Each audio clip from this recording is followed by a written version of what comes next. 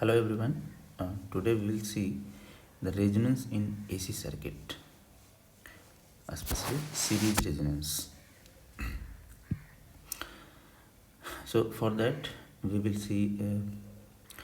take one series RLC circuit and then we will discuss what is resonance in that circuit.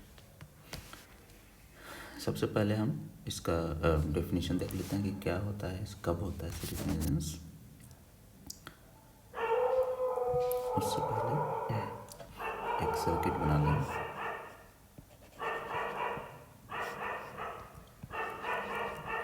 ये हमारा R L and C series में, और इस पे हम सप्लाई दे रहे हैं AC supply.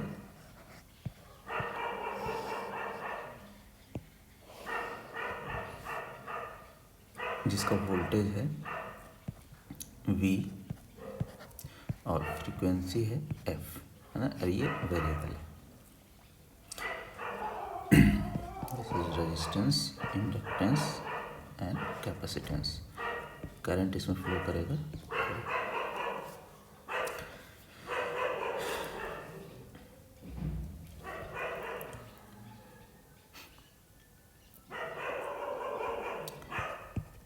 Resonance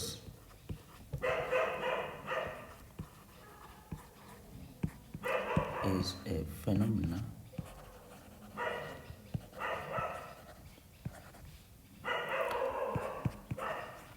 that occurs in a series RLC circuit when the circuit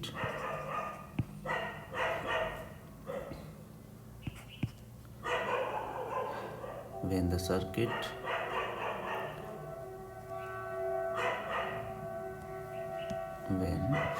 को भी हटा देते हैं, when inductive reactance is equal to capacitive reactance in the circuit, or we can say at unity power factor. At unity power factor क्या इसका मतलब है? देखिए, ये हमारा सर्किट है ना। इसमें हमारे पास रेजिस्टर है, इंडक्टर है और कैपेसिटर है। तो जिस समय इस इंडक्टर का इंडक्टिव रिएक्टेंस इक्वल हो जाए कैपेसिटर के कैपेसिटिव रिएक्टेंस के, तो हम उस समय कहेंगे कि इस सर्किट में रेजोनेंस हो गया है, रेजोनेंस अकर्ड, है ना। या यूँ कहें कि इंडक्टर के अक्रॉस जो वोल्टेज है वो उसका मैग्नीट्यूड कैपेसिटर के अक्रॉस जो वोल्टेज है वो बराबर हो गया, and then we can say resonance occurred in the circuit. ठीक है, तो इसके according that is XL is equal to XC। ऐसा हो जाए तो हम कहेंगे कि रेजोनेंस हो गया है। XL का मतलब हो गया 2πf, है ना, और ये F एक पार्टिकुलर फ्रीक्वेंसी FR हम कर रहे हैं, है ना। हर फ्रीक्वेंसी पे नहीं होगा। देखिए, मैंने वेरिएबल फ्रीक्वेंसी रखा है। फ्रीक्वेंसी को चेंज करके देखेंगे हम लोग कि किस फ्रीक्वेंसी पे ये हो रहा है कंडीशन सेटिस्फाई। तो 2πfr into L is equal to 1/2πfr into C, है ना। तो यहाँ से हम कह सकते हैं कि FR इज कॉल्ड resonant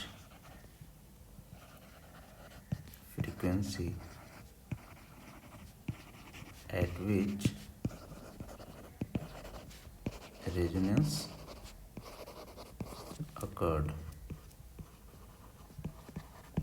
ठीक है, ये हो गया वो कंडीशन। तो अब यहाँ से अगर हम देखें तो यहाँ से आप कह सकते हैं F R square is equal to 1/4 y² into L C ना। एफ फ्रीक्वेंसी को हमने अलग कर लिया। So this is your resonant frequency 1/2π√LC। ये वो फ्रीक्वेंसी है जिस फ्रीक्वेंसी पे रेजोनेंस होगा, है ना। हर एक फ्रीक्वेंसी पे नहीं होगा, कुछ पार्टिकुलर फ्रीक्वेंसी पे ही रेजोनेंस होगा, और वो है ये frequency. This is called resonant frequency. ठीक है, तो बताइए जब XL इक्वल टू XR हो गया, है ना, XL इक्वल टू XR, और as we know impedance of the series RLC circuit, impedance कितना होता है, Z equal to R plus J XL minus XC, है ना। If XL equal to XC then Z equal to क्या हो गया, R। मतलब हमारा सर्किट कैसा बन जाएगा, प्योरली रेजिस्टिव, है ना। सो यहाँ से कह सकते हैं it is clear that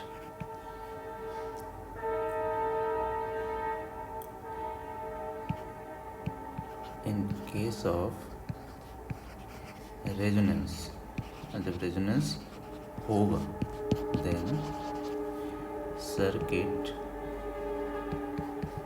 behaves as purely resistive circuit,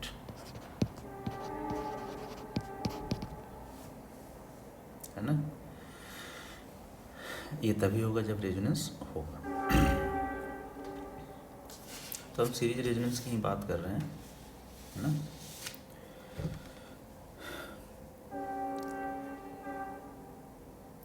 अब बताइए कि रेजोनेंस के टाइम पे करंट कितना होता है। तो यहाँ पे देख लिया आपने कि प्योरली रेजिस्टिव है ना।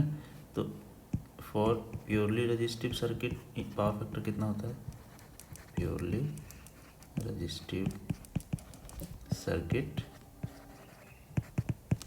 Power factor is equal to cos pi होता है। देखा था हमने कि ये 1 होता है, यूनिटी। तो यही हम स्टार्टिंग में लिखा था कि यूनिटी पावर फैक्टर हो जाएगा, इट मीन्स रेजोनेंस हो गया। अब हम करंट की बात करते हैं, है ना। करंट इन द सर्किट,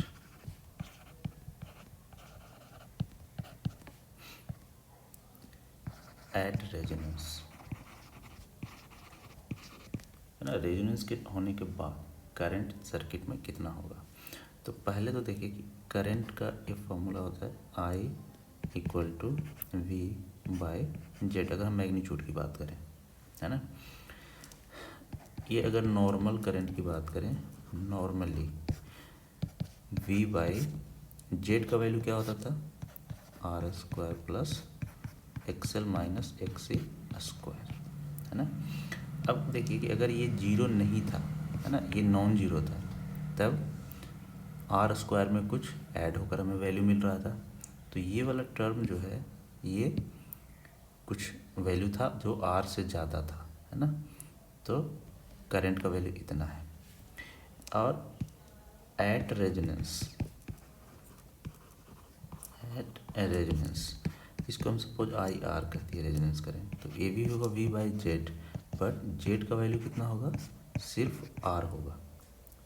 ठीक है, तो अब दोनों को कंपेयर करके हम देख सकते हैं कि पहले R² प्लस सम स्क्वायर और कुछ ऐड किया हुआ था, तो डिनोमिनेटर का वैल्यू जो है वो आर से ज़्यादा है ना, आर से ज़्यादा है, तो जो ओवरऑल करंट होगा वो इस रेजोनेंस करंट से कम होगा, है ना, ये रेजोनेंस करंट ज़्यादा होगा। तो इट मीन्स हम कह सकते हैं कि इसमें जो करंट मिलेगा वो हमें मैक्सिमम वैल्यू ऑफ करंट मिलेगा उस फ्रीक्वेंसी पे, समझ गए। तो करंट का वैल्यू इतना हो जाएगा,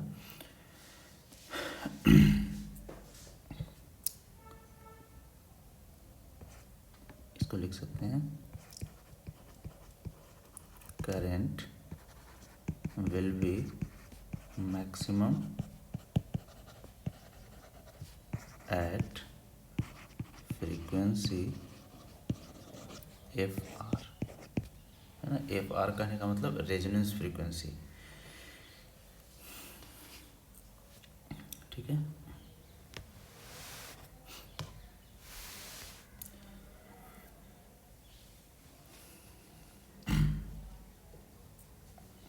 तो आप ऐसा भी कर सकते हैं कि सीरीज, जब हमने कहा कि at series resonance, at series resonance the potential या द वोल्टेज ड्रॉप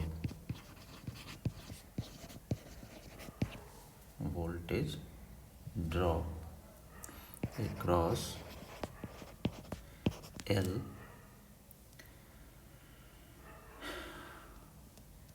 और C, actually two voltage drops, यहाँ पे दोनों इक्वल होता है, two voltage drops be equal and opposite, है ना, दोनों के क्रॉस जो वोल्टेज ड्रॉप है वो इक्वल है मैग्नीट्यूड में और वोल्टेज अपोजिट है, अपोजिट वो आप लोगों ने देखा था स्टार्टिंग में, आई इंटू जेड हम लिखते थे, एक में लिखते थे आई जे एक्स एल और दूसरे में लिखते थे माइनस जे आई एक्स सी, तो दोनों अपोजिट होंगे और दोनों का मैग्नीट्यूड इक्वल होगा।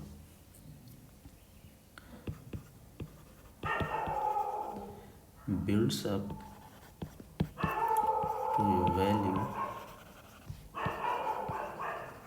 many times greater than the applied voltage, ठीक है। ये जो वोल्टेज ड्रॉप मिलेगा, है ना, अक्रॉस एल एंड सी, है ना, एल और सी, या तो एल के क्रॉस देख लें या सी के क्रॉस, जबकि दोनों एल और सी का वोल्टेज आपस में इक्वल एंड अपोजिट है, बट जिस समय रेजोनेंस होगा उस समय अगर सिर्फ आप वोल्टेज ड्रॉप अक्रॉस इंडक्टर देखें या वोल्टेज ड्रॉप अक्रॉस कैपेसिटर देखें, उसका वैल्यू जो अप्लाइड वोल्टेज है उससे कई गुना ज़्यादा होता है, क्योंकि करंट का वैल्यू कई गुना बढ़ गया है, ठीक है। तो करंट का वैल्यू बढ़ जाएगा बहुत ज़्यादा, तो वोल्टेज भी इंडक्टर कैपेसिटर के क्रॉस बहुत ज़्यादा हो जाएगा सप्लाई वोल्टेज से। तो ये जो वोल्टेज का इंक्रीमेंट होता है या यूँ कहें मैग्नीफिकेशन, है ना, ये रिलेटेड किससे होता है, इसको हम लोग क्यू फैक्टर से रिप्रेजेंट करते हैं, है ना, मतलब this voltage magnification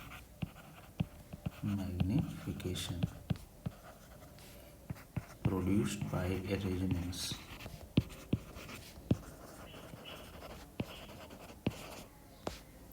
is termed as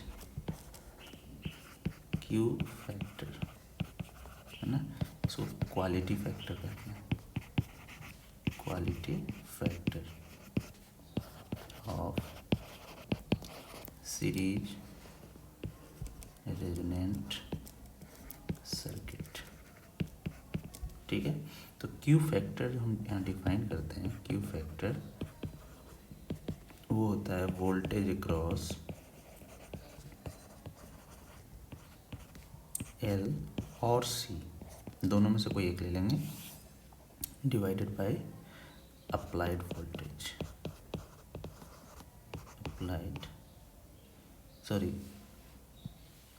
divided by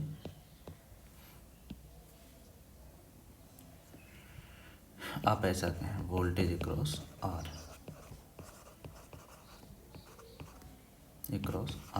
जबकि रेजोनेंस के टाइम पे अप्लाइड वोल्टेज भी वही होता है, वोल्टेज अक्रॉस आर, है ना। लेकिन यहाँ पे समझने के लिए हम सीधा ऐसे लिखेंगे वोल्टेज अक्रॉस आर।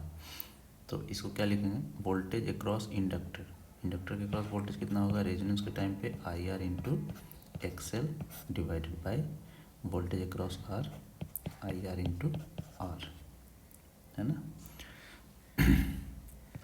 और I R into X C divided by I R into R, है ना। यही होगा, आई आर तो कैंसिल हो जाएगा, तो यहाँ से मिलेगा आपको एक्सएल को क्या लिखते हैं, omega R into L, omega की जगह पे ओमेगा आर हमने लिखा क्योंकि इसमें 2 पाई एफ आर है, डिवाइडेड बाई आर, और 1 by omega R C into R. ये हो गया क्यू फैक्टर, जिसको आपको याद रखना है कि क्वालिटी फैक्टर क्या होता है, ठीक है ना। अब आप जानते हैं एज वी नो कि ओमेगा आर जो है वो क्या है 2 पाई एफ आर इंटू, है ना, 2 पाई एफ आर है, और एफ आर का वैल्यू कितना है 1/2 pi under root of L C, ये अभी थोड़ी देर पहले हमने देखा। इसका मतलब ओमेगा आर का वैल्यू हम कह सकते हैं 1 by under root of L C है। अब इस ओमेगा आर का वैल्यू आप यहाँ पुट कर दें, है ना, तो क्या मिलेगा क्यू फैक्टर, इसका वैल्यू क्या मिलेगा 1 by under root of L C into L divided by R, या 1 by L C under root into C into R. अब ये जो एल है ये अंडर रूट एल बन जाएगा, तो क्या बच गया यहाँ से 1 बाई आर, ये तो कॉमन है, और ये हो जाएगा under root of L by C. यहाँ से भी देखेंगे तो वही आएगा, सी से सी कैंसिल होकर यहाँ बच जाएगा अंडर रूट ऑफ सी, तो ये बच गया 1 बाई आर, तो यहाँ हो गया, और अंडर रूट एल ऊपर चला जाएगा और सी नीचे ही रहेगा। तो क्यू फैक्टर जो होता है, Q factor quality factor series resonance circuit का, वो होता है 1 by R under root of L by C. ये आपको याद रख सकते हैं इसको, ठीक है। तो ये हो गया आपका क्वालिटी फैक्टर।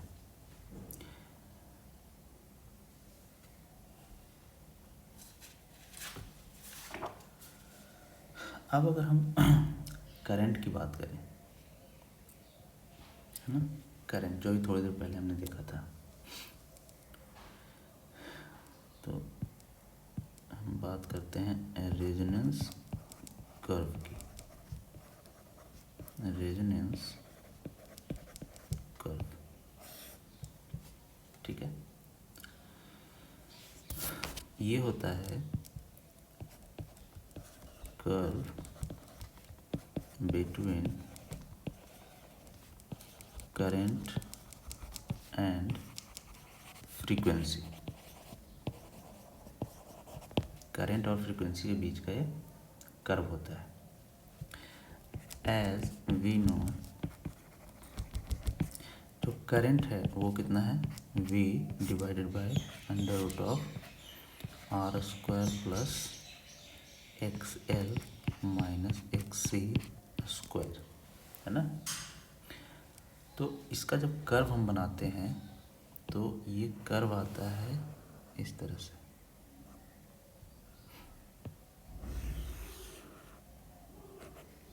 इधर है फ्रीक्वेंसी और इधर है करंट का मैग्नीट्यूड। ये मैग्नीट्यूड ही लेते हैं हम लोग। तो जब कर्व बनाएंगे आप तो आपको मिलेगा कुछ इस तरह कर्व।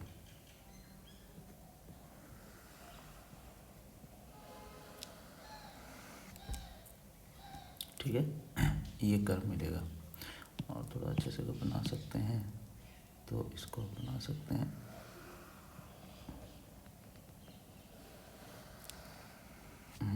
ये हो गया।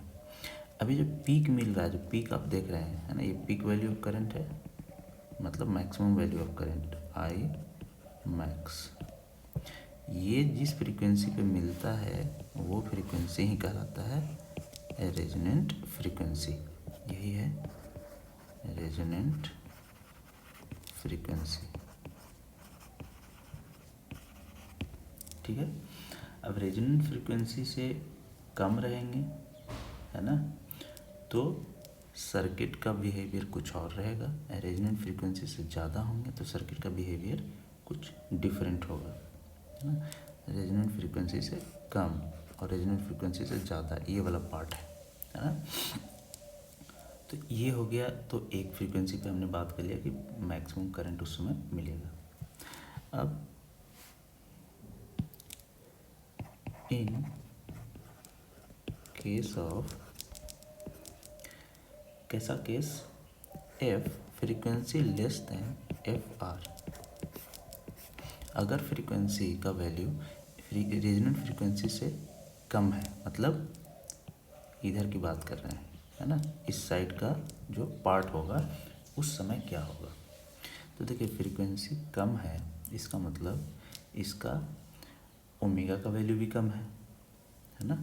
ओमेगा का वैल्यू कम होगा तो ओमेगा इंटू एल, है ना, एक ये पार्ट है और एक है 1/ωc। अभी देखा था आपने कि एक्स एल माइनस एक्स सी, इसी पे डिपेंड करता है सारा चीज़, है ना। और ये है ओमेगा इंटू एल और -1/ωc। अब देखिए यहाँ पे देखिए कि फ्रीक्वेंसी का वैल्यू कम हो गया है ओमेगा फ्रीक्वेंसी, रेजोनेंट फ्रीक्वेंसी से, या उसको ऐसा भी कह सकते हैं omega less than omega R, है ना। मतलब है कि फिर जो एंगुलर फ्रीक्वेंसी है वो कम हो गया है, मतलब घट गया है। तो जैसे ही घटेगा तो ये वैल्यू तो घट जाएगा, लेकिन ओमेगा ये वैल्यू डिनोमिनेटर में घटेगा तो ओवरऑल जो है ये बढ़ जाएगा, है ना। तो इट मीन्स इसका वैल्यू बड़ा हो जाएगा इस वैल्यू से। ठीक है, तो इसका मतलब हुआ कि X C will be greater than X L. ठीक है, क्योंकि फ्रीक्वेंसी घटाने से आपका एंगुलर फ्रीक्वेंसी भी घट रहा है, और एंगुलर फ्रीक्वेंसी को घटाएंगे तो जो डिनोमिनेटर में एंगुलर फ्रीक्वेंसी घटेगा तो ओवरऑल जो वैल्यू है वो बढ़ जाएगा। तो इट मीन्स कि जो नेट रिएक्टेंस जो होगा, है ना, वो कैसा हो जाएगा, कैपेसिटिव नेचर का हो जाएगा। समझ गए। तो इसको लिख सकते हैं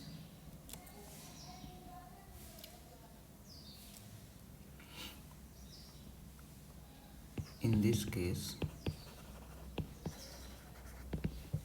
XL minus XC will not be equal to 0। ये तो समझ रहे हैं आप लोग, क्योंकि ये 0 सिर्फ उस फ्रीक्वेंसी पे हो रहा है FR पे या ओमेगा आर पे है, उससे कम या ज़्यादा पे 0 नहीं होता है ना। So current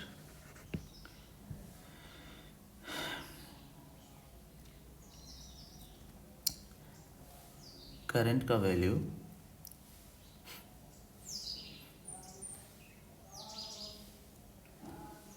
current will be less than that of FR। Current का वैल्यू FR पे जो करंट है उससे कम रहेगा, है ना। And circuit will be capacitive in nature, capacitive in nature, है ना, क्योंकि ये एक्सेल एक्सी बड़ा हो गया एक्सेल से, मैंने बताया था आपको कि कैपेसिटिव हो जाता है, तो पावर फैक्टर लीडिंग हो जाएगा। तो इधर के लिए कह सकते हैं कि ये जो पार्ट है ये कैपेसिटिव सर्किट हो गया, frequency less than F are के लिए। उसी तरह से आप समझ सकते हैं कि frequency greater than F are के लिए इंडक्टिव हो जाएगा, है ना, और करंट का वैल्यू तो उधर भी घटेगा, जैसे इधर घट गया, देखिए ना, पीक से घट गया, उसी तरह से इधर भी घटेगा। In case of F R F greater than F R, अगर ऐसा हमारा है, और omega greater than omega R ऐसा है, तो क्या हो जाएगा यहाँ पे एक्सएल माइनस एक्सी में ओमेगा इंटू एल माइनस 1/ओमेगा सी उल्टा हो जाएगा, है ना, एक्सएल अब बड़ा हो जाएगा एक्सी से। सो सर्किट विल बिकम कैसा, इंडक्टिव, ठीक है, इंडक्टिव इन नेचर। तो ये था आपका रेजोनेंस, ठीक है, थैंक यू।